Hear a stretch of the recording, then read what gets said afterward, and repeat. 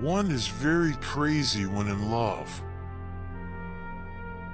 Love and work, work and love, that's all there is.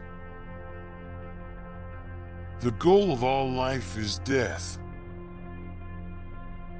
The great question that has never been answered, and which I have not yet been able to answer, despite my 30 years of research into the feminine soul, is what does a woman want?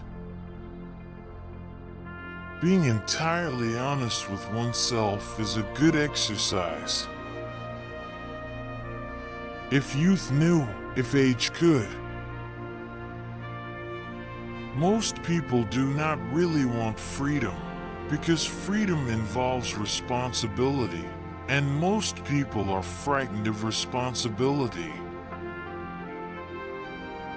I cannot think of any need in childhood as strong as the need for a father's protection.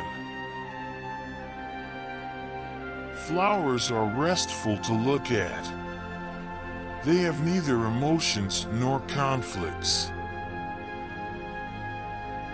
I have found little that is good about human beings on the whole. In my experience, most of them are trash.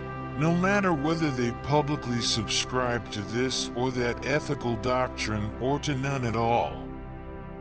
That is something that you cannot say aloud, or perhaps even think.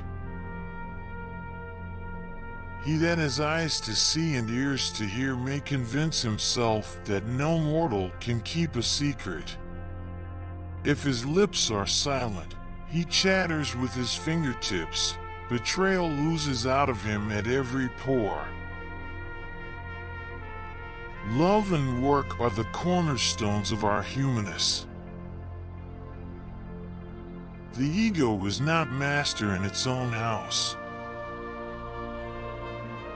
A civilization which leaves so large a number of its participants unsatisfied and drives them into revolt neither has nor deserves the prospect of a lasting existence.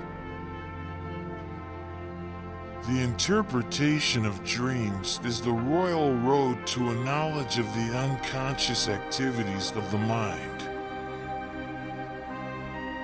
The mind is like an iceberg.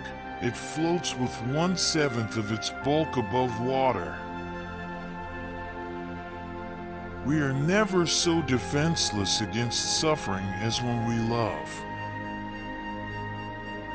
If a man has been his mother's undisputed darling, he retains throughout life the triumphant feeling, the confidence in success, which not seldom brings actual success along with it. The first human who hurled an insult instead of a stone was the founder of civilization. If you can't do it, give up.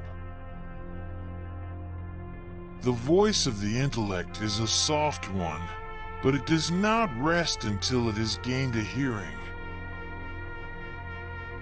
The conscious mind may be compared to a fountain playing in the sun and falling back into the great subterranean pool of subconscious from which it rises.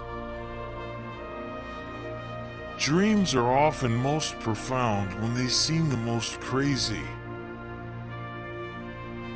The doctor should be opaque to his patients and, like a mirror, should show them nothing but what is shown to him. Everywhere I go, I find that a poet has been there before me. Neurosis is the inability to tolerate ambiguity.